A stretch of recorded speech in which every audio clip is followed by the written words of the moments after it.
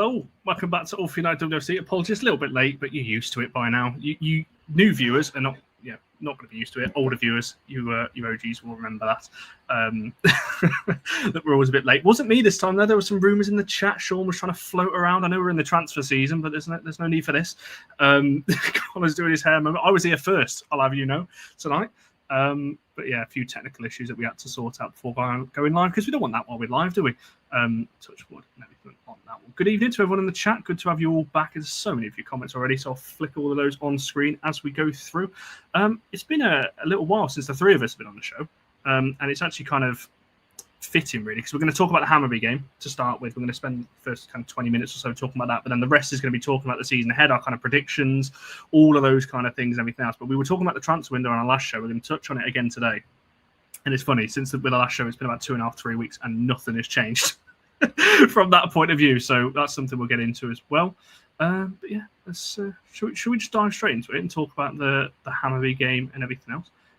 So yeah, I'll just ask you both very quickly on the lineup. There's not too much to talk about there. There was one change. Nelson dropped to the bench. Mallard came in.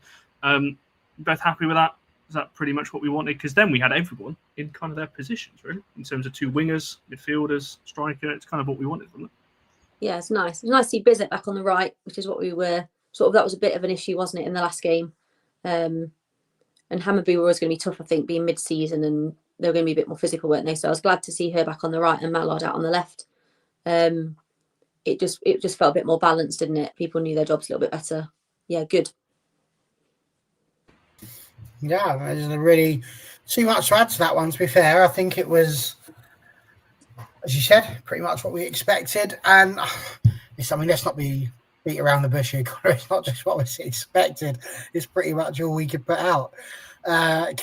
It's apart from Nelson, you didn't really have any sort of game changers, so to speak. It was more people that would have been put in and given an opportunity. So yeah, I think that's quite important to recognise. But listen, the 11 that were out there did the job. They did it professionally. They did it well, and got us through to the next qualifying round, which was very important. And most importantly, they kept us out of the Sandwich Cup. And I think ultimately that's all any of us really wanted out of this campaign.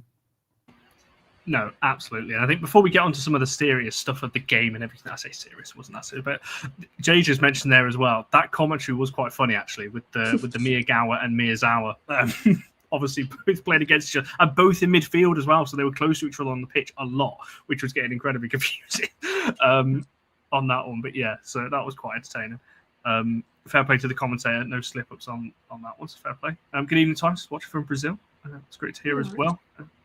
And there's so many of you saying hello. So it's great to see all of you in the chat on that one. The player of the match poll is actually in the chat. It's the earliest it's ever been in the chat. I actually put it in as we were going live. So it's been in there a while. On that one, I can't remember who we went for now. Elizabeth Terland, Hanata Miyazawa, Anna Sandberg, and Celine Bizet-Durnham is the 4 shouts for this week. So get your votes in. We'll come back to that kind of around halfway. So you don't have too long to vote on this one. It'll be about kind of 20 minutes time by the time we've spoken about the game. We'll come back to it. But in terms of the game itself, so Charlie, we'll kick off with just the first half. It was a little bit cagey. I think I actually put on the halftime tweet. It was a little bit different to what I think fans may be expecting. I would say Hammarby probably had the best chances. They hit the bar and were looking decent for the most part. But it was very, I'm going to say cagey is the best way I could put it. It was very physical, I thought. Yeah, they were a lot more. They were much more difficult to play against than obviously PSV had been.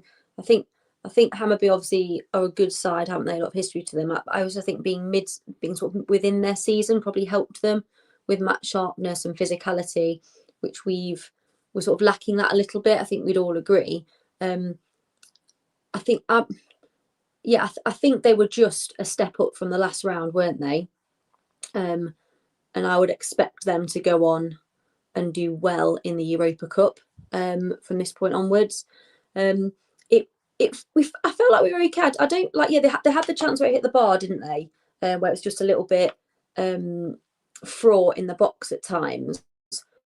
But I still think outside of that, I felt like the clear-cut chance in the first half still did go to us, really. I think there was the one within the first minute, wasn't there? Where Tooney just found that little pocket of space, and it was a really good pullback, and the goalkeeper did well, made herself big. think Sandberg had that opportunity. She was brilliant. I thought, again, like, what a revelation, where it just sort of went over the bar. And then obviously Blackstad hit it off the bar, didn't she, for them? I think the second half, I don't know, yeah. I don't want to go too far into it, so I'll list everything off that happened. But yeah, they were just a step up opposition-wise, and you felt that. But I did feel still that we had the better chances, the better clear-cut chances throughout. And I'm just so convinced by the midfield three now. I did feel like at some point it would be inevitable that we create a chance and we take it, especially with how Terland's playing at the moment as well. Yeah, there's a couple of individual performances I want to come back to for sure when we talk about that. But I think, in that first half, I mean, this is a good Hammarby side. We all said that going into it, it was going to be close. This is a team that was in the Champions League last season. Two very close games against City. They had Barcelona in their group as well. I know they got beat heavy by Barcelona away, but I think the home game against Barcelona, I think they only lost 3-0 in that one. So put a bit of a fight, and I think they beat Benfica in their group as well. So they're a good Champions League team. In that sense. So I think, Barry, from your point of view, was it a case, do you think, that first half, just almost like feeling each other out in that first half, like we were trying to work them out, them trying to work us out a little bit? And because, again, this is relatively new to us in terms of playing European teams. It's not something we do regularly, obviously, from not being in these kind of European competitions. No, well, exactly that. And it's absolutely the case that a lot of what we do in the European adventures that we have is absolutely going to be not just working out the opponents, but working out the way in which you play. Traditionally, European football is different to how football in the United Kingdom tends to be played anyway. You often tend to get maybe a little bit more time in certain areas of the pitch where you wouldn't get those in the WSL. So, there's differences there too. And I think we're blessed because we have enough players in the team now that have come from abroad, whether that be Europe or beyond. And that just gives us, I think, a little bit more stability, really, and a little bit more experience when it comes into these sorts of games. But absolutely, Hammarby are always going to be a really tough side to play against, especially that first half. And you look at how they got on against Metalist, they bopped them. They didn't waste any time getting through that. And as much as we did well against PSV and could have done the same, I think that it was always going to be tough.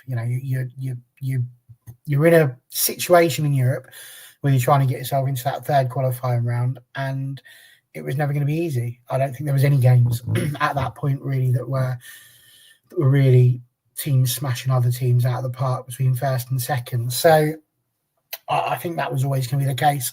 We did have some great chances, though, as Charlie said. I felt like we were in control. I didn't feel like Hammarby were coming at us and we were really going to have to worry too much. It's occasional, maybe one or two moments, but nothing too spectacular. I was probably, if I'm honest, more disappointed with the early Terland opportunity. I think, Ella Toon did a great job dancing herself round to the byline, and the balling was superb. And if Terland sticks that either side of the goalkeeper, it's 1-up. And I've got to be honest, I think if you get an early goal, it calms you down. You feel that much better. You're not snatching at opportunities and you're not worrying about those sorts of things. So, I think that's the other thing. If you can't get a goal early in the first half, it does get you a little bit more tense and a little bit more nervous because it's knockout competition, isn't it? And it's not just a knockout competition as in the Women's FA Cup or the Sandwich Cup or any of those sorts of things. This is Europe. And I'm not going to say the entire season rests on it because it doesn't, but we want to get into the league phase. We've not done that before. That's the next step for us within Europe. And so it was a really important thing to do. So with nobody on the bench really that was recognised to come on and help, they probably felt an immense amount of pressure to A, not concede, but B, to go and get another goal. And they did it in the end. But yeah, first half was always going to be cagey and tough, I thought. I think it's an important point to make as well. Obviously, we only made one sub in the whole game anyway, and that was Nelson with literally the last 2 minutes to go. So the 11 that was out there probably knew they had to win win it themselves. We didn't have that many game changers off the bench. You've got, a couple of players that haven't even played for the senior side competitively yet. Kira Barry's kind of coming into the first team now, but he's kind of been stifled with injuries over the last couple of seasons. And then you had Nelson, who I don't think was actually fully fit anyway. I don't think a couple of our players were fully fit, if I'm being totally honest. And that was it. And then 2 goalkeepers. So we kind of knew, or the players, I guess, knew that 11 had to win it themselves. And I think we managed it really well, to be honest. I want to come to that when we talk about the second half in particular. But I do remember now the chant trying about the Terland one, because I think, especially, and that's actually probably a good thing. She scored 4 goals already in 2 games. And that's the one criticism I've got, is that one probably should have been 5 in terms of those ones, because I think the form she's in, she probably will be annoyed that she didn't put that away. Being that close in front of goal and not sliding at either side of the goalkeeper. But in terms of the second half, we'll move on to Terland's goal in particular, then, because, again, it's kind of Mallard's work, I guess, at the back post, kind of making sure it goes back across. And we saw this in the PSV game as well with a chance. I can't remember who scored it. It might have been Biz, actually, that scored off a similar kind of, I guess, keeping the ball in play, so to speak. But Charlie, again, Terland, again, this is now 4-2. So if we just talk about that one and the goal itself, the fact that she's already, competitively off the mark going into a WSL season.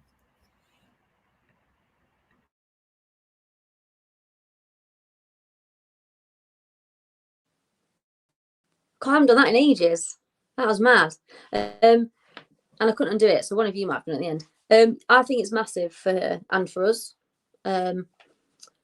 She's also our only really... Obviously, we've extended Rachel Williams, but she's starting to push 40 now. Like, I'm nearly 40, so I know how that feels. She's our only really... I know Mallard could come in and potentially do a bit of a job. Out-and-out striker. There's a lot of pressure on her. To be scoring lots of goals. So I think it's really key that she's had such a successful Champions League first qualifier phase, and again scored against really good opposition, particularly in that second game. I thought the goal was brilliant, and I think it stemmed really well from that right-hand side. We talked about the importance of getting Muzzy Bizzett back on that side of the pitch. She's like a different player, because she's not faffing around trying to get the ball onto her right foot like she is when she's on the left and overplaying it. And it was a great ball in from her, but it was fairly deep. And what I loved about it with Mallard as well is I think there's lots of situations and lots of players and lots of instances where they just let that float out.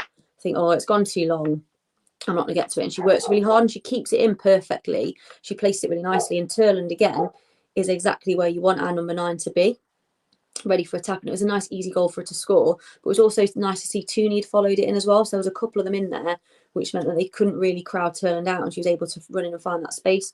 But yeah, it was great from her. But I think, again, a lot of that is helped by that right-hand side being the best it could possibly be, which it wasn't in the game before. Yeah, and I think that's a fair point. So I actually, obviously Bizzet's on the player of the match box. I just thought how much she ran in that. I'd love to see what the distance covered was, because it felt like she was covering every blade of grass really on that right side, and needed to as well, because Hammarby's left, so attacking our right side, is their strongest side really when you're looking at the players that are down there, and it's particularly the first half they were getting kind of in behind a little bit as well.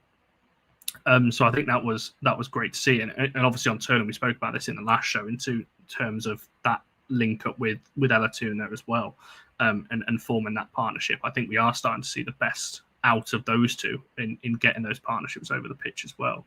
I don't think Barry's upset about something.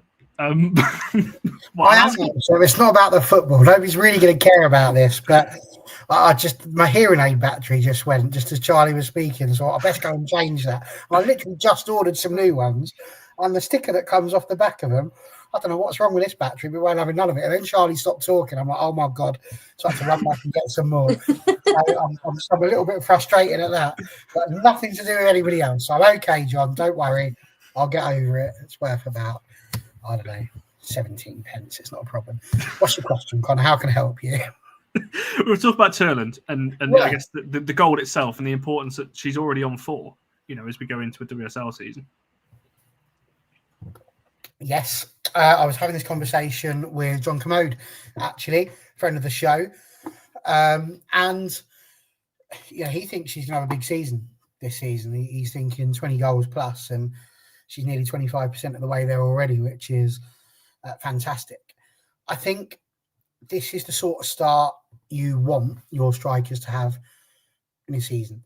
You can't underestimate just how important it is to get that goal and to get yourself underway. When you start a season, you have maybe 2 or 3 games where you don't score. It becomes really tricky, really, really tricky, because then you start thinking, well, I need to get a goal. I need to get a goal. And again, you start snatching at things, you start forcing it. It's not being forced at the moment. It's natural.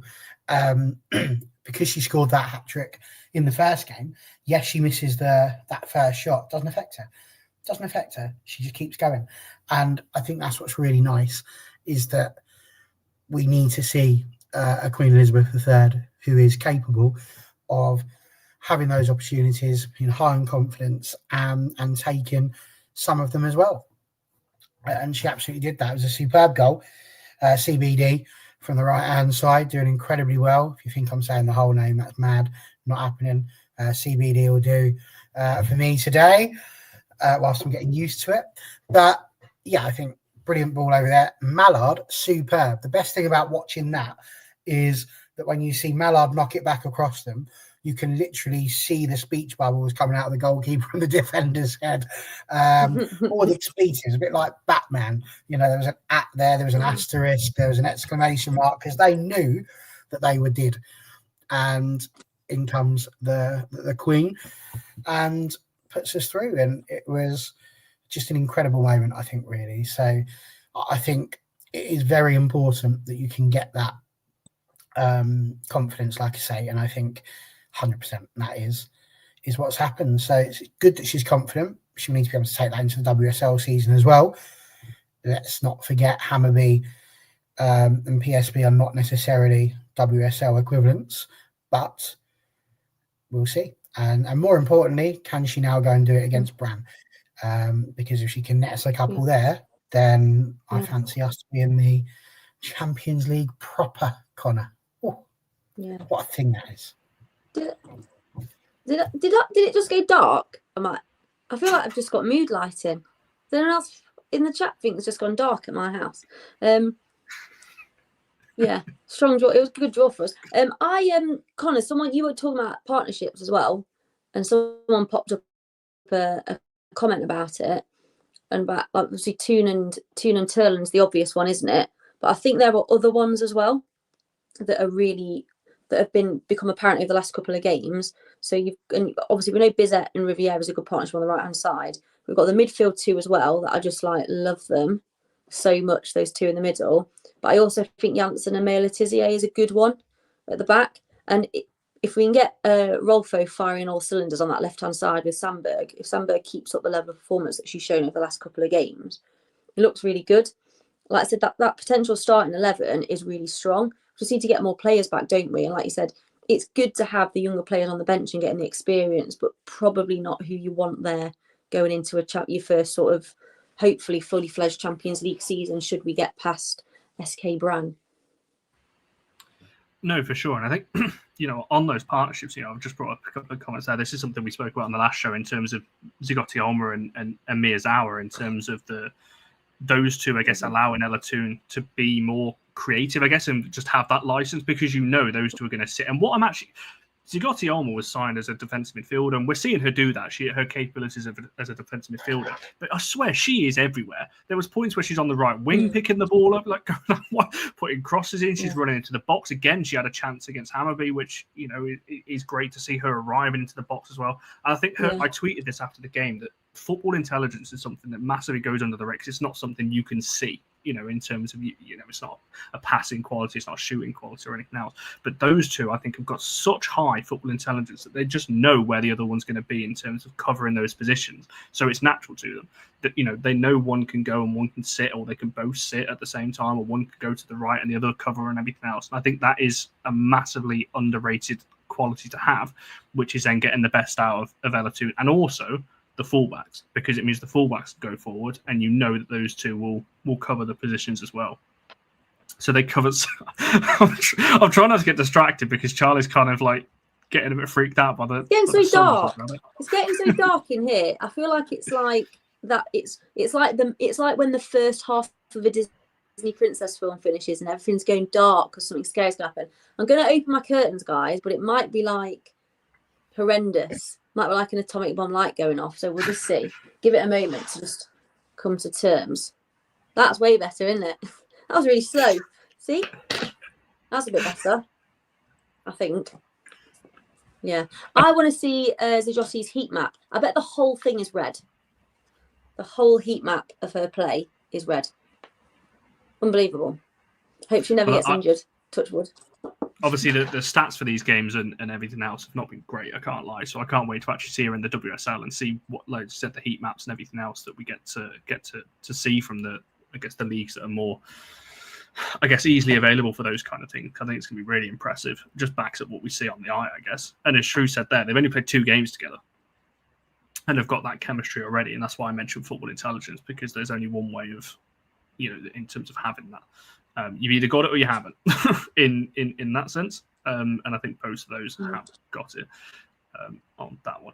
The last thing in terms of I wanted to mention on the game before I come to player of the match, and I guess talking about maybe a couple of individual performances there, was I guess the way that I think the best way I can describe it is grafting out a win is kind of the best way I think of putting it, because it did feel like a proper. It felt like a European away day anyway, because this is Hammarby Stadium. They play there. There are a lot of fans there as well. The fans are very vocal in that sense as well. So it did feel like a European away in that sense. But I just wanted to, I guess, highlight that a little bit, that, it felt like a really gritty, we got the goal and we kind of just grinded out the win. We were never really, I guess, under the cosh. I never felt like we're really getting battered here. But for me, the one thing I really noticed in that second half was how well we controlled the game. We never really let Hammarby get back into it. We were aggressive in tackles. We kept the ball well. So it's just an open question, really, in terms of if you want to add anything on that one, because that's certainly what I was most impressed with, actually, outside of the players that we've mentioned, was just, again, the fact we don't have that many options on the bench. We didn't make a sub because we couldn't really until late on. Yet the 11 out there really just, I guess, dug in, it felt like, and got over the line. So, yeah, that's something I want to highlight. I don't know whether either of you have got anything to add. You can shake your head if you haven't, and we'll move on. No, I think you're not incredibly wrong. I mean, again, I'll go back to the chat I was having with John, because he suggested it was going to be 1-0 written all over it, with us scoring a goal in the 80th to the 85th minute. And I said, I think we'll win 2-0, because we were picking it up. And I think it is very much a case of, yes, we managed the game and saw it out, but I just think Hammarby ran out of legs, if I'm brutally honest with you. I think they had, let's not forget, everybody had played potentially 90 minutes just a few days earlier as well. So conditioning was always going to come down to it. I'm not for 1 second suggesting that Hammarby, don't keep themselves fit or do anything like that, but it's just how it seemed. Their legs seemed a little bit heavier. They didn't quite seem as dangerous as they perhaps were in the first half, and perhaps the goal just sort of knocked it out of them. They knew they had a bit of a mountain to climb at that point. And I think, it just got into their head a little bit. Had we left it till incredibly late, then maybe we'd have found it a bit more difficult, and they'd have had the ability to stay in it. But I think once we scored the goal, I'm not really convinced that they were ready and able to bring it to us and do what they needed to. The thing is, the 11 we've got is a very good 11. That 11, you can put it up against any side in the WSL, and I fancy him to do incredibly well. The problem isn't the 11, as I'm sure we're going to allude to very shortly. It's going to be more to do with 16, 22 in that respect. But certainly that 11, absolutely brilliant. And as you said, football intelligence, very important. And that's also included within managing the game and seeing it out, which we did incredibly well. Yeah, I think we also helped a little bit by when we got the goal is not sitting in too much and just trying to absorb a load of pressure for however long was left, because there was still a little while left, I think, after she scored, wasn't there? We still looked dangerous. We still looked like the team that was the aggressor that was going to go on and score again. I think Barry's right. Probably not maybe knocked the stuffing out of them a little bit. Whereas I think you're right, Connor. We defended really well, but we also still continued to create. I think if you try and sit in for that length of time against Hammarby, home crowd, like Mia Letizia said, it was quite intense, didn't she? It was like a different atmosphere for them. They enjoyed it, but it was an atmosphere they were not necessarily used to. I think if you sit in and just try and absorb pressure, inevitably at some point you're going to come into difficulty, aren't you? But we worked really hard in defence, but we also attacked at the right times. And like Barry said, we came out of it the stronger side, I think, considering we had not many fresh legs and other sort of outside mitigating factors. Yeah, no, I agree. And I'm just impressed, to be honest. I think, with the squad that we had, and I agree, we're going to talk about the transfer window in a second in terms of the poster and the wider squad, but I think the 11 is very good. And I think the way that we manage both games, I'm incredibly impressed with. From a tactical point of view, from a personnel point of view, from a performance point of view, I'm happy with all three, to be honest. And I think that is good for the season. There are obviously a couple of things to work on, a couple of things that need to happen, as I'm sure we're just about to talk about. But I think from these particular games, I'm certainly impressed by what we've seen from quite a few of them out there, that's for sure. Right, let's come to player of the match. I said that you didn't have long to vote on the poll, so I'm going to end it in a second. I'm going to go around the panel just very quickly, and I'm going to end the poll then. So, Charlie, would you have gone for one of the four that's on the poll, or would you have gone for somebody different? Who was your player of the match? This is Hammarby. Do you know what?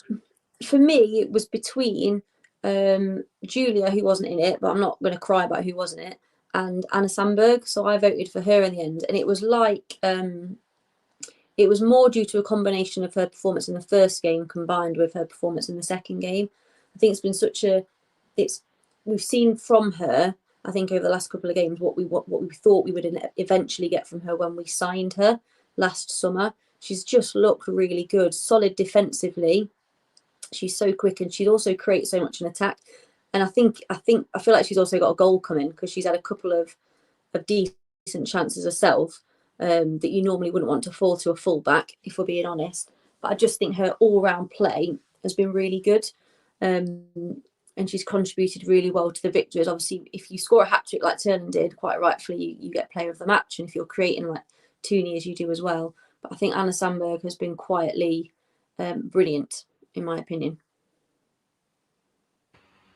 Yeah, I think that's a fair way of putting it. Barry? I also would have gone for the Sand Woman, absolutely. And I think she did superb. Honestly, it was really, really good to sit and watch her do so incredibly well. But in both games, I thought she did absolutely superb. So, yeah, I don't really have much more to add to what Charlie said, really, in terms of the whys. But I just think she was definitely the one that kept popping up for me. And so, therefore, I kept thinking, yeah, she's doing a great job. So, yeah, for me, it was, enter Sandwoman.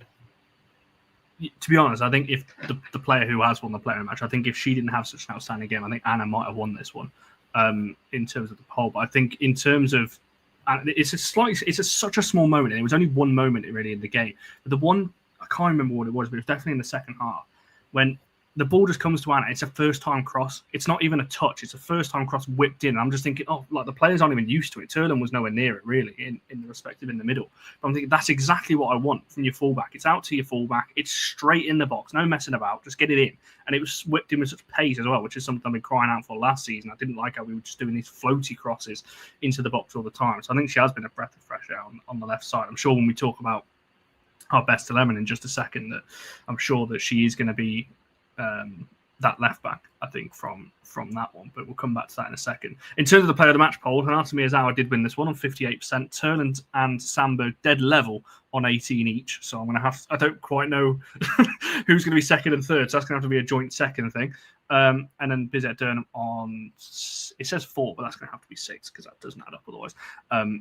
On that one as well. So yeah, all worthy on that one. But Hanata Miyazawa was the second one. Terland with the first one. Miyazawa with the second one in terms of a player of the match on that one. Right, before we wrap up Champions League talk, just a quick question to you both. SK Brann in the next round. Are we winning over the two legs? Yes. Yeah, I think we draw. I think we draw away from home. I think it's 1-1 away from home, and then we win 2-1 at hopefully LSV. It has to be there. I think that after the debacle that was drawing the semi-finalists as they ended up being in the qualifier round a couple of years ago, Brann was, for me, unquestionably the best draw that we could have got out of the teams that were available. So that was nice. So I just want to shout out UEFA there for sorting that out for us on this occasion. Just goes to show that you don't ask, you don't get. Skinner complained last time this happened, and there you go. Look what's occurred. So well played, Skinner. You don't get the credit you deserve sometimes, so you can have some there. But listen, are we going to defeat Kellogg's All Brann? We're going to eat them for breakfast. None of this draw and malarkey. We're going to beat them both legs. Not a drama. Straight through. Thank you very much. Next. I hope so. Because it makes. I am glad, by the way. The one most important. This is going to sound really. The one team I wanted to avoid was Real Madrid, but the main thing was I wanted the second leg to be at at home, which obviously will be LSV, I assume anyway. That's the main thing for me, because I don't like going away from home. If you don't get a great first leg, I much prefer the second leg being at home. So I'm really happy with that. From that one, but I think we should really. I think we've been this. I don't want to sound disrespectful to SK Brann because they're a very good team and very well established Champions League team as well. There's a reason they were seeded and we're not in that respect in terms of the draw. But I do think we should have enough, especially if some of those players are back. If the likes of Rolfo are back by then, I don't know who's out injured at the moment, like Gabby George or Leo, these kinds of players that would bolster the squad out a little bit, so it's not just the same 11. I think then we should have enough. I think to get over it. I agree with this comment. I don't think they're better than Hammarby personally. Having watched a little bit, I'm not going to say I'm an expert on them, but I don't think they're better personally. So I think we should get past them. I think, and that would be quite something. Is it her and Lisa that have both played for them? I think I saw earlier. So yeah. Yeah. Yes. Good disclaimer to put in the chat. That one. But yeah, so I'm really excited for it. And it's nice to see. Imagine we do get through to the league phase or the Champions League proper for the first time. That would be quite something. Oh, imagine. Yeah. Lovely. Exciting prospect. But it's a busy month of September, and that's going to lead me on to the transfer window because we have got 6 games in September kicking off this weekend against Leicester, 2 Champions League games, and then we've got Arsenal, we've got 6 players, Liverpool, and London City in that as well. Yeah. So we've got a stacked fixture list from that point of view. Now, the last time we both did a show, or the last time the 3 of us did a show, last time I did a show with both of you, we were discussing who we need in the transfer window to make this season a success and who we need in everything else. We spoke about right back and right winger and a potential centre back and everything else. Currently, we're sat here with 3 days left of the window, and we are still with the same squad that we had, but we've got about 5 more injuries than we had 2 weeks ago. Hence, the squad is looking a bit bare. So I'm not going to ask the question in terms of who you think we need or anything else. I guess I'm going to ask you in terms of to summarise the window as to where we're at. If the window was to close tonight, or well, it ends in 3 days, but if it ends in 3 days' time and this is the squad for the upcoming season, where would you rate this transfer window in terms of where it sits? And then I'll ask you the follow, well, same kind of question really, but the follow-up of that is if we were to get the players you want in, what would that then up the score to? So I imagine it's going to be a lower score with the current transfer window in the way that it is. So whoever wants to kick off on that one in terms of the transfer window. I would. It's an interesting one, isn't it? Because I would say the 2 signings that we've made are really, really good. So the 2 signings we've made are brilliant. If you said we could sign those 2 players, absolutely. But I think it has been neglectful in other areas of the squad. And I also think there is a repeating pattern of certain players, for whatever reason, just getting injured year on year at one or various parts of the season. So there are some players that unfortunately we cannot rely upon to be fit, it appears. So that always needs looking at, and that needs looking at probably going forwards. So I think the 2 signings we've made individually are 10 out of 10s for me, but the window as a whole is probably only a 6 because I still think we need a striker, another one. Because again, now it's a bit like tullis-joyce. If Elizabeth Terland gets injured, we're in trouble. And I also think we need someone on the right. I still think that. That's what I think.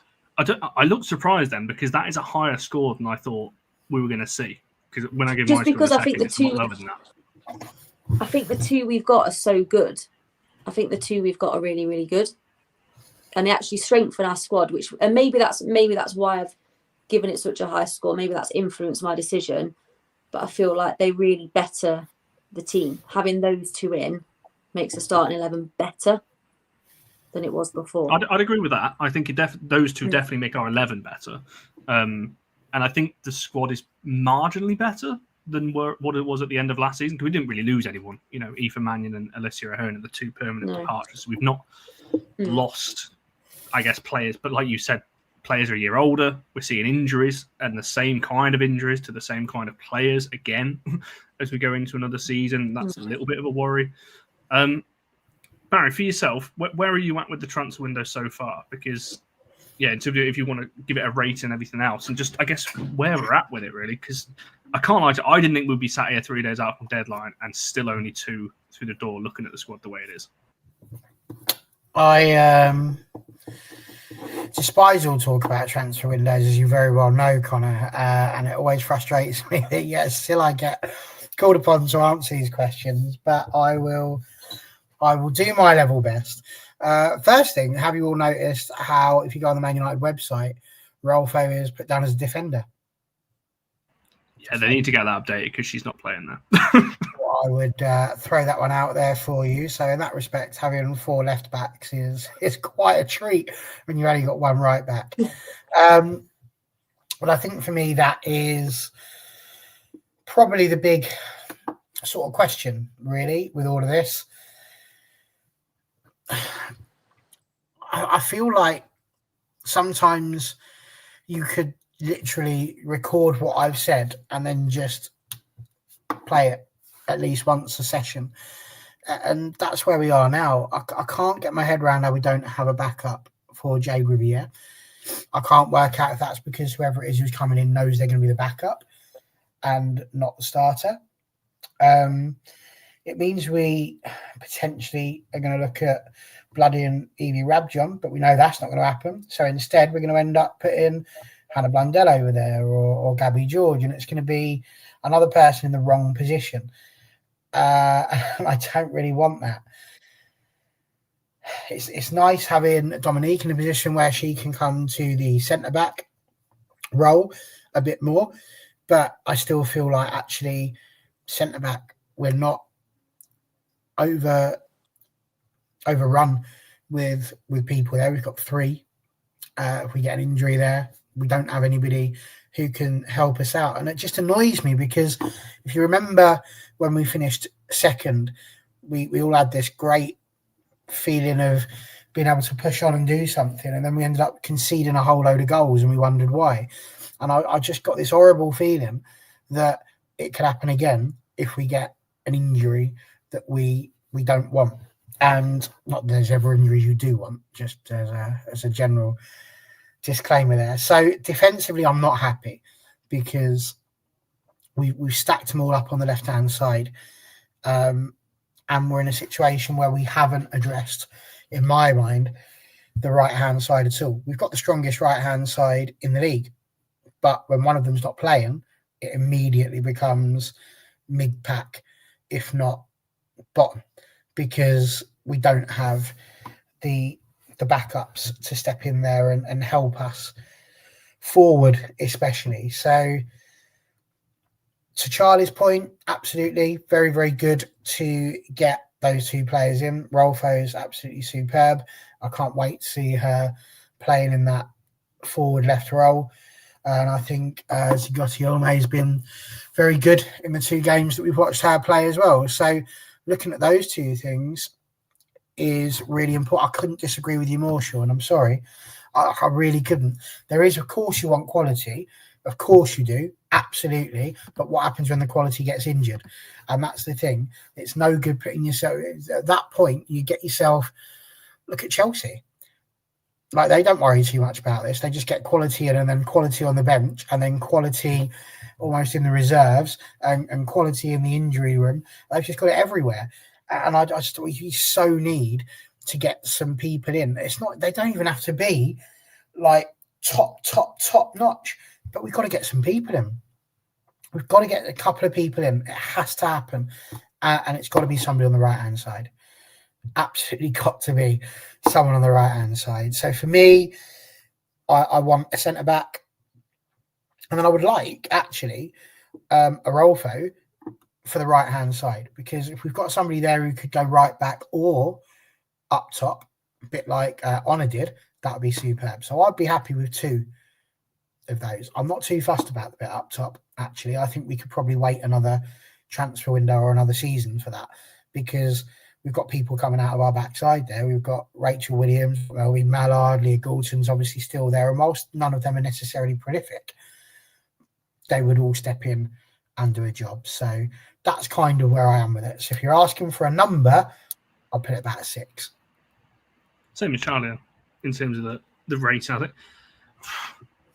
You both because of the quality of the 2 that have been brought in. Like, because otherwise, this is a very easy 4.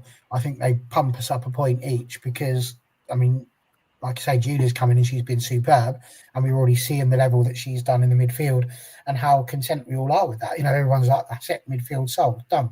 So that gives you a point.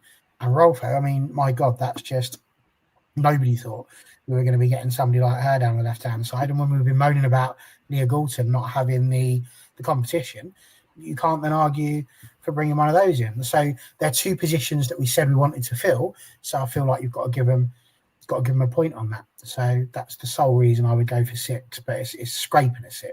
It's probably more like 5.5. Yeah, you've kind of convinced me there, because mine was going to be a 4, because I think we have not. I don't think we've recruited. Well, no, I don't even think it's a recruitment thing. I just don't think, I think Siobhan made the point earlier on, a lot of clubs haven't made as many signings as previous seasons. I think that's mainly because the market this summer has gone crazy in terms of transfer fees. And I think it's more of a case of you either spend or you get left behind. And I think we're in that case of we're just going to get left behind, because I don't think we're willing to spend. I mean, you look at Arsenal today, they're linked with somebody else. And that's if they get her over the line, you're looking at another few 100,000 they're going to spend on top of the million plus that they've already spent on other players. So you're seeing Chelsea as well. Look at the stats what they've got, and they're still, I think the Athletic reported earlier, that fee's potentially going to be around $1 million as well. That's what you've got to do now in women's football. And I think we're going to get. What worries me is we've done this before.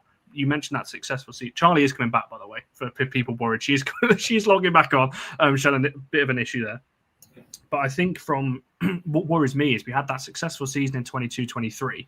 Then the summer after that was really poor recruitment-wise, and it was kind of left all last minute. Everything was kind of up in the air, and we went into that season and had a really, really poor start because of that. Then we had a really good summer, the summer following, so last summer. I thought that was really good. And then we had quite a good league season last season for the most part. I know it started off a little bit shaky with that new system, but for the most part, it was pretty good. And then this summer, again, it's like a drop again. It's like we never capitalise on getting into Champions League. We kind of get there and then go off and fall off again. So I think that's what worries me a little bit. Don't get me wrong. Do I think we'll get players in before the deadline? I'm going to stick my neck on the line and say yes, because I don't think the club will allow it to get to the deadline and just not get anyone else. So I think they will. I think they're going to have to spend more than they want to, if I'm being totally honest, from that point of view. And just one point I wanted to pick up on was James mentioned this comment here about, Alan Hansen saying you don't win anything kids will how good of our kids. We never get to find out. They never come on. So we don't know really how good they are or how ready they are for the first team because we never see them. So I had a great chance to see them a few days ago. Exactly my point.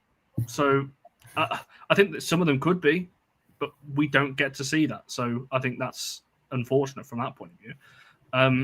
But yeah, there we go. I think Charlie's back. Yeah. Sorry, guys. My iPhone overheated into that thing where it cries about being too hot. And then went on my laptop and that wasn't having it. So I'm back on my phone because that's cooled down now. So we'll see. I'm assigned to get a new phone. So yeah, so I think from my point, I think you've both convinced me to go up to a 5. I think it's a 5 at the moment. If we get a forward and a defender, it will probably go up to about an 8. I don't like how late we've left it, if I'm being honest, especially because it's not because United, I don't think haven't tried. I just don't think we want to spend the money. I think the targets this summer have been good, but just the money, for whatever reason, is just not there. But you haven't then, have you? Like United could go. Well, no. When I say try, I mean the targets were there in terms of the intention was, but maybe the intent in terms of the going out and the willingness to spend that bit extra. I don't think has been. So, yeah, is the Hoffman deal dead in the water? I got told it was off before Emma had put it out there, and I don't think we want to pay the fee for her, which is why that kind of collapsed. And I think that's been the story of the summer. There's been quite a few players I think we've gone after, heard the fee and gone, yeah, we're not touching that, and then walked away, which has just not been reported because not every single transfer needs to be reported. But transfer fees are just going to keep going up. They are. Well, this is what me and Barry were talking about before when you kind of you were out a second ago. Was you either spend or you get left behind. And I worry that we're just going to get left behind. Look at what London City Lionesses are doing. Not that I agree with their model in terms of multi-club ownership, but look at how much money they're throwing around. Like they've already got a multitude of players, and they're going to spend 500,000 on Corrales from Barcelona as well. It's like, jeez. And I still don't think they're done. I still think they're going to spend after that as well. I don't think the Beth Mead deal's dead in the water to them either. I can see them trying that again. So, yeah, that's what worries me. I think the squad is very good. We've got so many players out of contract next summer as well that, again, are going to need to be solved one way or another. I'm not going to, I may as well say it now. Obviously, we've still got the Clinton saga, if you want to call it that, ongoing now until the deadline, and then potentially into January, and then potentially to next summer if she doesn't sign as well. So, yeah, I don't want to sound super negative because we've just had 2 great wins in the Champions League, but this transfer window's, it's worrying me now. I can't lie. And I'm not usually, I've been sat here all summer going, it's fine, we're going to get players in, and I still believe that, just about. But it's starting to worry me now because there's not even, well, there might be. Because in the grand scheme of things, it still is peanuts, isn't it? Like the money they're talking about, it's tens of thousands sometimes. Yeah. What happens if, like Mia Zawa, how long she got left? What happens if she turns around and goes, "Oh, I want an extra 20 grand a year because I'm one of your best players," and are we going to get? No, we can't. We're not going to offer you that. It's just, I don't know. It's just a bit. I think also the problem is, one is, like you said, London City Lionesses have just come up and they're spending that level of money because they want to be competitive, and then you look at the money being spent on the men's side. The astronomical figures being spent. Granted, not all in one go. They do pay it over a period of time, don't they? But it's like, it's not asking for much. But then I don't think fans shouldn't be grovelling. Like, it shouldn't be just for crumbs, really. It's just bizarre. I do wonder whether we're going to see, like I said, I still hope that we'll get players in before the end of the window, but I wonder now whether they will spend. And just because maybe that Champions League is a little bit closer, maybe they'll push the belt out a little bit more. That will annoy me a little bit because I'm like, well, if the money's been there, where's it been all summer? Yeah, but maybe we will spend more now because of that. I don't know. It's stupid. It's such a stupid way to do things. And it's how the fellas used to do things 2 or 3 years ago, wasn't it? They just, no. Oh, now we'll spend 30 million more because everyone knows we're desperate. For a player that we wanted and could have got for not a fraction of the price, but for less. It's just stupid. I think you've made me cross now. It's a 3 out of 10. And just shameless plug, sorry, on the plug. Not a shameless. Shameless plug. That's something completely different. Shameless She's a great plug. player. She's a right back. Irish. Oh, gee. What I was gonna say was shameless plug. Any transfer stuff of mine that I hear or anything else is going exclusively on the cutback over the next few days. As kind of Flo tweeted out earlier, me and Sean are working on that a little bit as well. So anything I hear is going on there over the next few days as well. If you like that kind of stuff or anything else. Right, let's move on from the transfer window for a second. I don't know whether to do our predictions or whether should we talk a little bit about the. No, we'll come to predictions last. Go on and do those as kind of a quick fire thing. So I guess the last kind of longerish question, if you want to call it that, is the 11. Now, we've all said the 11 is really strong and it's a good 11 at the moment. We've got some players that are injured at the moment, obviously, well, quite a few in terms of the ones that missed the squad already. What do we all think is the best 11 that we can field? If we're playing, I don't know, Chelsea tomorrow, everyone's fully fit, what's the best team we can possibly put out for that? I've done it. Written it down, I imagine, have you? I've done it. I imagine we're all going to go the same here, though. I don't think this is going to be as controversial maybe as it has been in recent years. I have a feeling at least 10 of ours are going to be the same. I think we're going to agree on every position. No. Let's do position by position and go from there. Okay. I think because goalkeeper, I think we're none of us are changing, right? That's fine. No, PTJ. We're going Saf, right? The squid. So I think finally from that, let's do the back four as a whole, because I'm assuming we're all going same formation here. For this is where I think Barry might be slight. I think Barry might go a bit off piste here with the left back. But I would go Riviere, MLT, Dominique Janssen, and Sandberg. Exactly what I've written. Is it what you've written? I thought you might have written Gabby George. No, she's my number 2. There we go. So back four, I think, is pretty solid and set from that point of view. Midfield 3, are we all going for a 3, I assume? I'm assuming it's going to be the 3 that we've just seen in the last couple of games as well. Zagotti, Miazar, and Ella2. Yes. This is pretty easy. And front 3 then, obviously Terland down the middle. Are we all saying Bizet and Rolfo? Yeah. I'm assuming. There we go. Easy. That's probably the easiest one thing about this transfer window. The lack of people coming in has made it very easy to name your first 11. Yeah. I was going to say, I think that's the first year we've ever done an 11 where it's like, yeah, we just agree. But I think the bigger question, if you do want something that longs it out, and this is where it's where the annoyance comes in, is who is the number 2 for each of those positions. So if one of them gets injured, who fits in? Because we don't have it. There isn't a right back. There's only one centre back that can cover either of those 2. There's about 800 left backs that you can choose from. So take your pick on that one. Any left back you want in the country is there. In the midfield, you're looking at Nolsund, maybe Simi, if she's still with us. You get into Ella2 and you've got Grace Clinton. So this is what I mean, you see. When you get up the front, it's not so bad. You've got Leah Goulton and Melvin Mallard. You've got Rachel Williams. But again, not really anybody who's designated for the right side. And I think this is the key thing. And this is why I had my disagreement with Sean on it, is that you can't go into a season without having the backup. If you haven't got the backup, you can have the best starting 11 there is. But when you get suspensions, injuries, tiredness, all of these sorts of things that come in, you've got to have a team that are able to switch around and change, that you are not sitting there on 60 minutes going, oh God, he's taken so-and-so off and put them there. And it's not really their position, because this square pegs round holes malarkey just doesn't work for me. So I don't know, maybe I'm wrong, but it's the backup that is the massive problem for me. That 11 picks itself. Especially because you look between the 11th and the 21st of September, we've got 4 games. 2 games against SK Brann, London City Lionesses away, which could be tough. We don't know what to expect from them with all the players they've got. And then it's Arsenal on the 21st, which we've all seen the squad that they've got just coming off. Sorry, what's going on here? How many Clintons we got? She got a sister we didn't know about. What's going on here? Is that how we're going to have to try and convince her to stay? She's going to have to be on the bench twice. But I think it's a good point you've raised in terms of the backup service, because aside from midfield and maybe the left side of attack, we don't have backups really. I think in terms of the defensive midfield, you'd probably one of Zagotti, Olmer, or for me, it would be Simi that goes in ahead of anyone else. Simi or Clinton, if she's still here.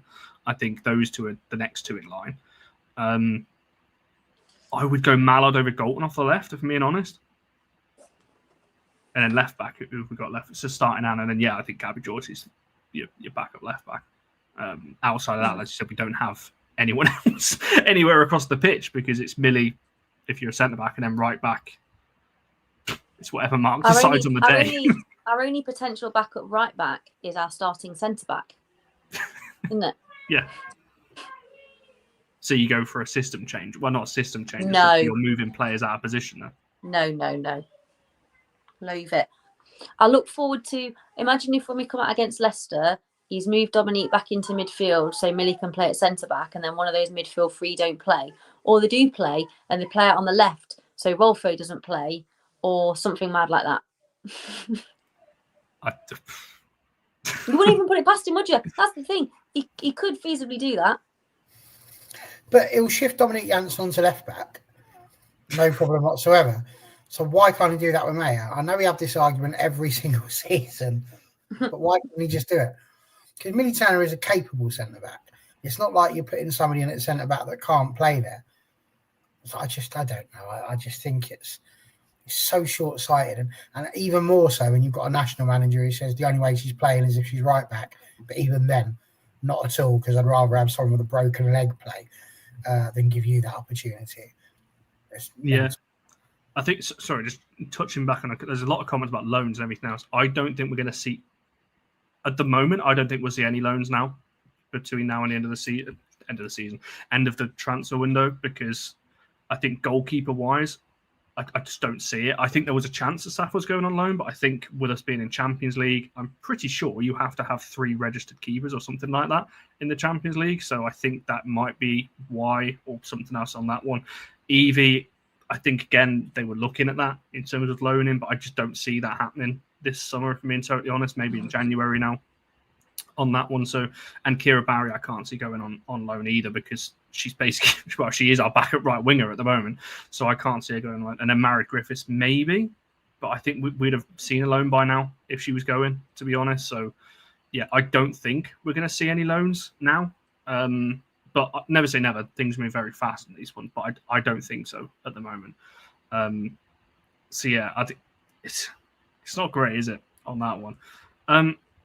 People talking about Clinton as well. This is going to sound really controversial and harsh. I think if she leaves between now and the end of the transfer window, I don't think it makes any difference to our squad whatsoever. Yes, we're losing an exceptional player. I think she's brilliant.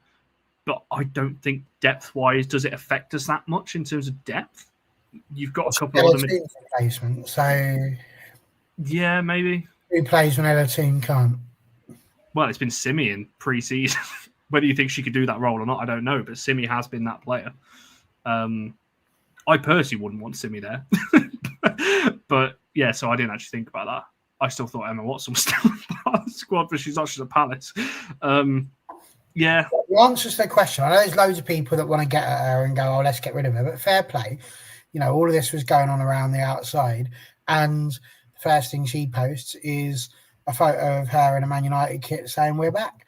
You know, so I don't know what's going on behind the scenes. What I do know is that footballers are a very simple breed of person. They want to play football. I know this is going to sound really stupid, but they don't come along, especially not in the women's game, just to sit down on the bench and not play. So, of course, you're going to understand someone like Grace Clinton, who wants to be playing for England, wants to do all those sorts of things. Of course, she is going to want to be playing. Of course she is. But it's the job of the starting lineup to prove that she couldn't necessarily start because somebody else has got the shirt. And the job is you've got to create that competition. You've got the shirt. Now you've got to go and get it off her. That's how you do it. And that's how any good manager should be running their club. So if he's saying to Grace Clinton, look, there we go, Ella Toon's the person you've got to fight for the shirt with. But look what she's done so far. She set up the Queen for that shot at the very beginning. So all of those things needs to happen. We don't make Manchester United better by getting rid of Grace Clinton. We do make Manchester United worse because in depth, we don't have it. So that's another person we can strike off of the subs bench. That's another young player that's just going to sit there and watch a game of football because they're not being brought on. We're not going to do it. So we have to get this depth sorted out, and it needs to be properly sorted out so that when we look at it, it was the game against Hammarby, looking at that bench was enough to make you want to cry because you knew that he wasn't going to bring any of the youngsters on because he didn't do it when they had, a 4-goal lead and ages for us to be able to go and do it. So they were never in a million years going to bring somebody on in a game that was as important as that one against Hammarby. So the only person we could bring on was Lisa Nilsson.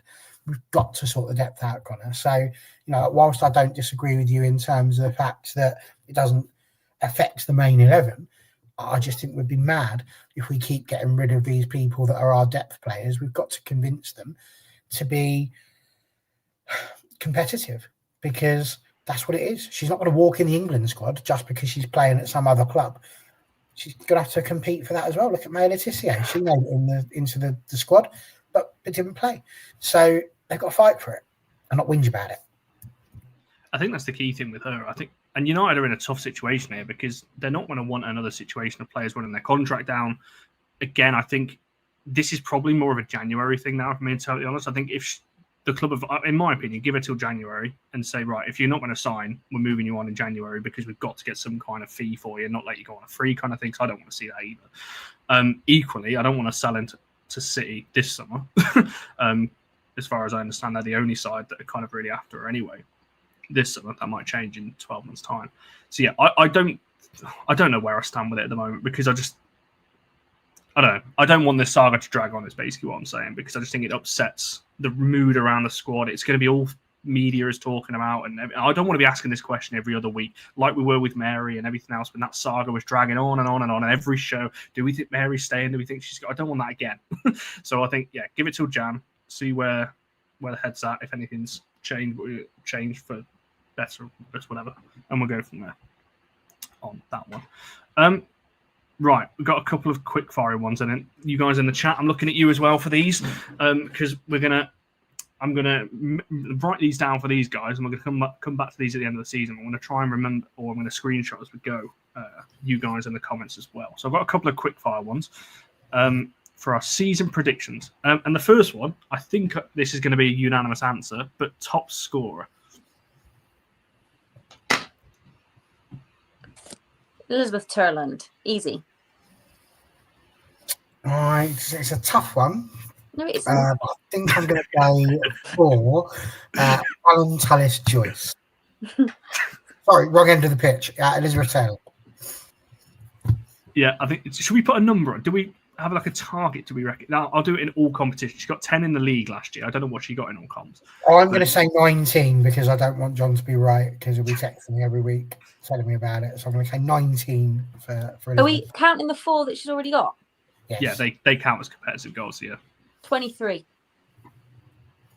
think that's fair. Spoiler alert for people who are about to read my cutback article that goes out. I think it goes out tomorrow. I've said Terland's going to get 20 plus as well this season. So I'll say 22. I think she can get that in all comps. I think she's not scoring 111. That's ridiculous. Never happened in the history of the game. So I'm just bringing all your comments up as I go, so I want to make sure all these are on here. Here we go. Yeah, unanimous on that one.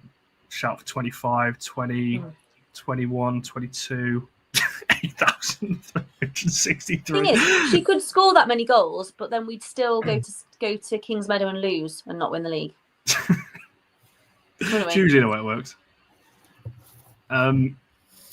Yeah, 23.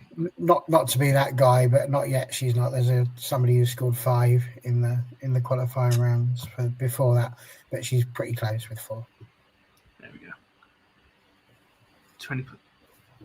Yeah, I think if they keep playing the way they are, I think she will get 20 plus. And yes, John, of course we do. Turning 19 as well. That's her shirt number from last year, isn't it? So we'll just look at that again. Who knows? Right, next one down. Top assists. Tune. I think Tune's been the answer every season. You would expect it to be Tooney because of where she plays. You know, that is the prime position for feeding the front three. So you would expect Tooney to do that. And so in my heart of hearts, I would agree with Charlie. But for the sake of good TV, Connor, I'm going to go with Rolfo. Oh, that's who I was going to say. Oh, lucky. Yeah. You can pick CBD. Well, that's the other shout. So there's a lot of people saying Toon in the chat, but there is a few shouts. There's obviously a lot of shouts for Ella too. Mia's on the Rolfo shout as well. But Ella and Erling, a couple of Bizet shouts, and Alan as well. Shane's in with the Bizet as well. So that there is a few, but it's between Toon and Bizet that are looking at the chat. But I do think Rolfo has got a good chat. It depends who's on set pieces as well. Because not that we score that many set pieces, but we might score a few more if we can get some better deliveries going into the chat. So I'm making sure I just bring all of these up. So apologies if I bring yours up twice. I'm literally just spamming through the chat. We've not Zigiotti with most assists. That would be quite something. And another one for Zigiotti. I tell you, if it is Zigiotti by the time we get to the end of the season, fair play to because this is live. This is going to be come back to this. Rolfo as well. Yeah, a lot of shouts for Tooney on that one. I thought Tooney would get up to that one. I don't know whether we can even put a number on assists because it's kind of a hard one to judge. But because I can't even remember what our top assists were last season. Eight maybe around something. yeah, so maybe 10, maybe if we have a good season. Well, someone's got to assist the 836,000 goals that as of Terland's going to score, haven't they? What we need though is decent output from the other two forward players. That's when we've been most successful, is when we've had the three forward players sort of getting double-digit goals. Because even if they're all getting between 10 and 12, cumulatively, it's a lot of goals for us, isn't it? If I'm honest, I'd quite like it to be that it's only by one. You know, what would be really nice is if we're seeing Rolfo, Tooney, and CBD all setting up the goals for each other. You know, that would be absolutely beautiful, really. That's the dream. But, you know. I think I just brought the comment on screen a second ago about Sandberg to get in the top 5, and Jade Riviera is someone that didn't get mentioned either. We do rely on fullbacks a lot for chance creation, but they didn't get that many assists last season. The numbers, I don't think, backed up how well they played or how many chances they created for us from that point of view. So, yeah, potentially on those two as well. These next two are going to be, I think, going to be a little bit more difficult. I'm going to go, which way around shall I ask them? Okay, I'll do it this way around. You can only say one for this one as well. I don't want loads of different names. Your player of the season. Obviously, this is difficult to gauge because obviously we've not seen them throughout the season. He's come to the end. Who do you think is the player of the season? I think it's going to be the year of Queen Elizabeth. So I think Terland will get player of the season as well.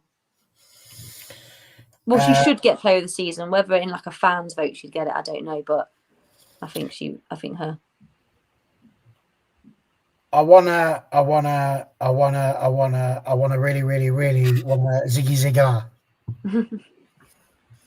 Some people are with you, Sharon's with you. I just think if Terland goes on to score like between 20 and 25 goals, I just don't think. I know there's more to it than that, but I just don't think you can look past that. I don't think I could look past that. Iniesta. There's a lot of shouts for Hinnie as well. Terland. I think we're seeing the same 3 names here, or 4 names: PTJ, Zigotti, Terland, and Hinnie. I think are the shouts.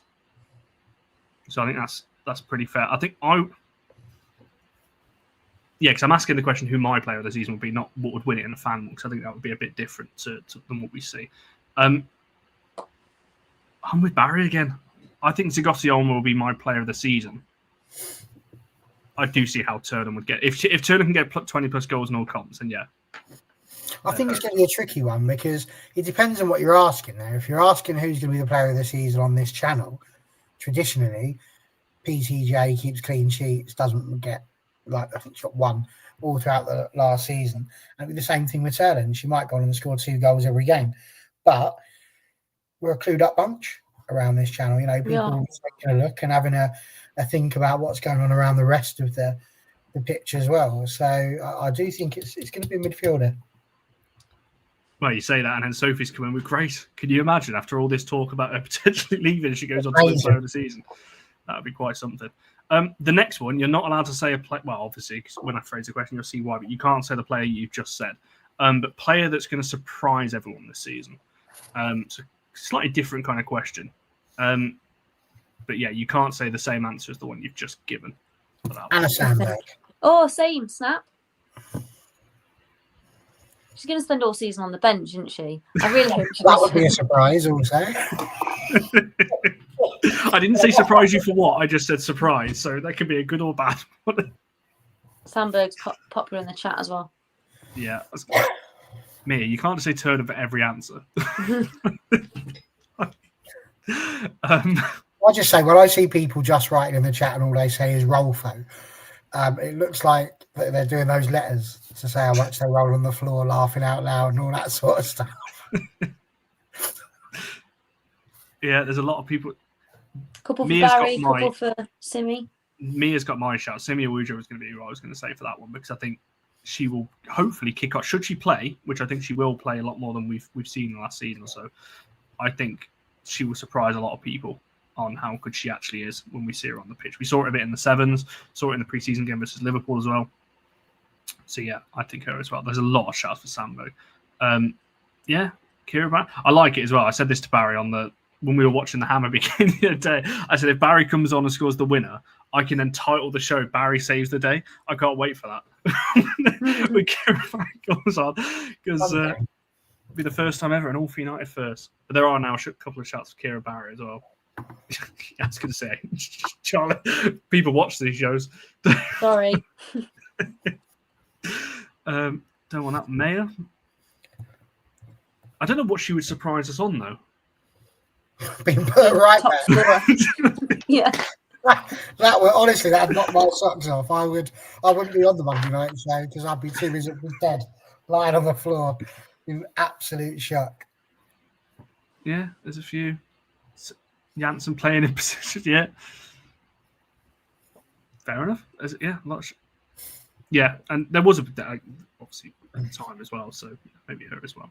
I think we've got two more in terms of these ones, but should be relatively straightforward. League position. This is always the tough one. I've changed my mind like 3 times since we've been live on what I'm going to say for this, because I know this is going to be on record. I can say what I want privately, but this is my on-record prediction.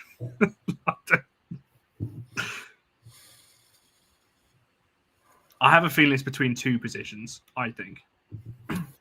I'm just intrigued to see where people put us. I don't think anyone wants to say it either. I think we're all thinking the same but don't want to say it. I'll be honest, in my head, it's between 3rd or 4th, and it depends which Manchester City turn up, is the way I feel about it, if I'm looking at it logically. Because, the City, the new manager, isn't feeling anybody full of confidence, but they have got the likes of Bunny Shaw, who knows where the net is and such like. So I think it will be a battle with them, but I do think we can overcome that. If our first 11 can stay fit, we're in with a shout there. So I'll go with 3rd, but as ever, my heart often reigns, and of course I think we're going to win the whole bloody thing, because what's the point in entering the season thinking, we're only going to finish 3rd or 4th? We're going to win it until such time as it's mathematically not possible. I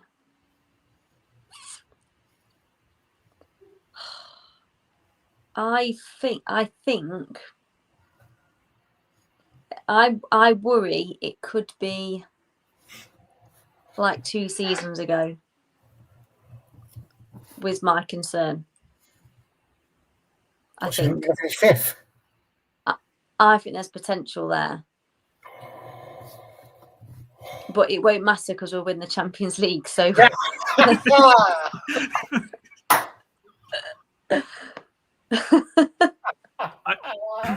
I'll come back to trophy in a second. Purely WSL. That's going to be my last one. But, brilliant. I don't know. For me, it's between Who 3rd and finished 4th. 5th, Charlie? Who's finishing 4th? That's what I was going to ask, actually. Who is, because there's a few shouts for 5th in the chat as well. Who does everyone think if we're going to finish 5th? Who's finishing 4th? I think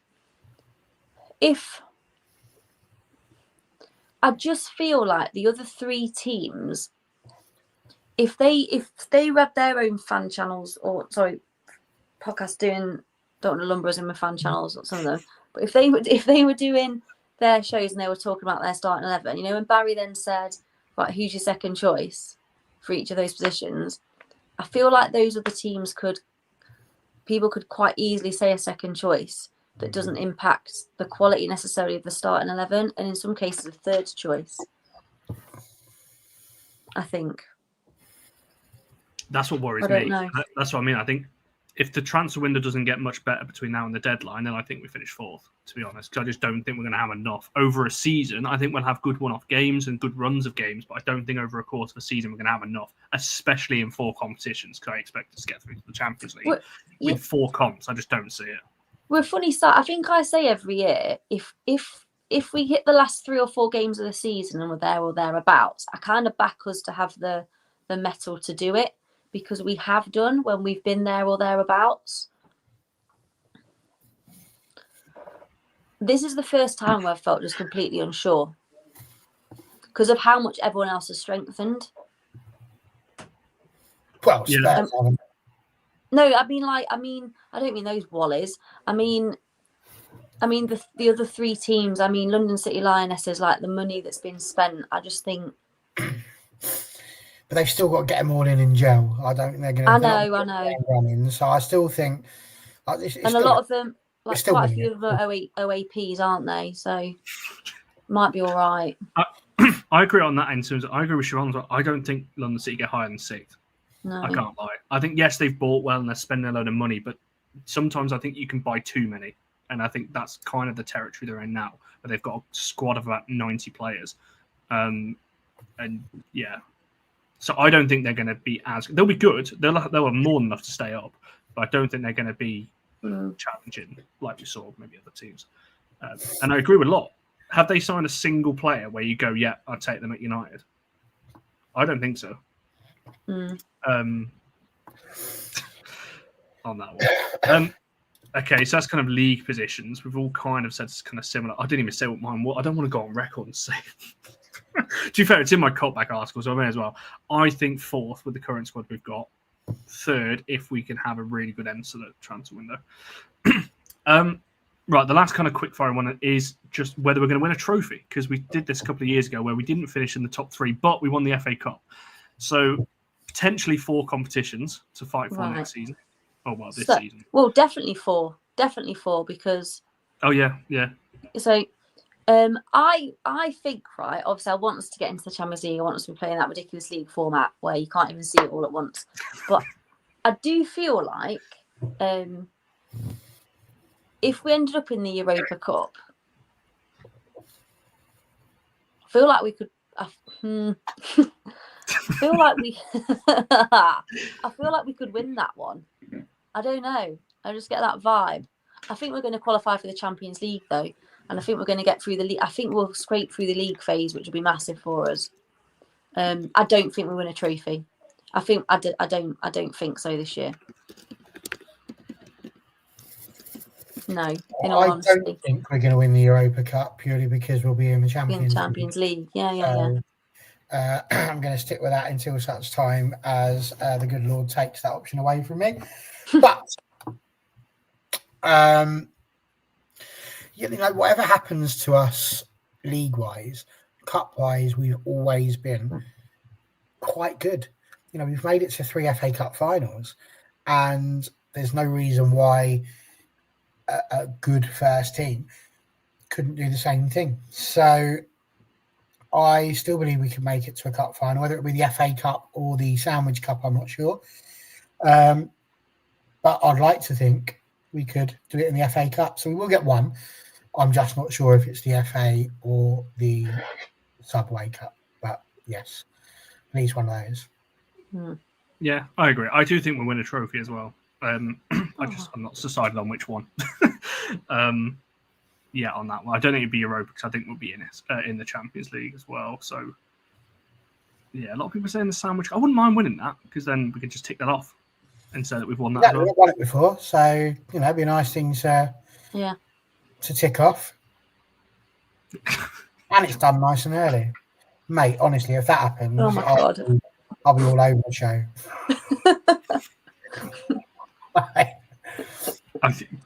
I can't even compute in my head. That would be quite something. But yeah, so maybe we shall see. Right, we'll review those in about what's the end of the season? 9 months time, 8 months time, something like that. When we get there, and we'll look into all of those kind of things. But yeah, so some of us are optimistic, some of us not. We've got a good 11, and we're kind of in the Champions League, but we're nearly there anyway. So. Lots to cover or lots that we've covered, I should say, in the last hour and 20 minutes. We'll round it off there because we feel like this is going to be a busy old week, potentially as well. If there's incomings, potential out as well, we'll wait and see. But we've potentially got a few shows this week. Obviously, we'll have the preview for Leicester later on in the week. If anything happens, potentially a deadline day live. If stuff starts coming out again around deadline day, we might do another live like we did in January because that was a lot of fun. to do anyway. Use this time to absolutely rinse, so that at 7 o'clock when we go live, we can find out they've gone to Arsenal. Jeez, I don't want that again. But we shall see. So we'll be covering all of that. Again, I'll plug it again if I haven't, because I haven't already for that show. If you're not already in our fancy WSL league, that is the code. It's AFUWFC. I think there's about 300 of you now in the league. So there's a lot of you in there. So make sure you join that before the deadline. I think it's on Friday. It's got to be Friday because the first game is on Friday. On that one, all of our socials are all for United WFC. If you're new around here, there's been so many of you watching. I imagine a lot of you are new around here as well. So make sure you subscribe and liking the video if you haven't already. Make sure you follow on all of our socials. We've got a lot of content coming, particularly on TikTok around match days as well. So keep an eye out for that. Our Instagram is kind of going up another level as well because Andrew, I'm going to give you a little shout out because I know you're watching this, has been upgrading our graphics and all those kind of things as well, which has been great to see. So make sure you're following all of those kind of things, and the X account is all for WFC. Have a good week all. Stay, what's the word? Not as stressed. I know it's deadline day week. I know a lot can stress people out and all those kind of things, but we're trying to stay chilled and reported as we do over here. Have a great week all. See you all later.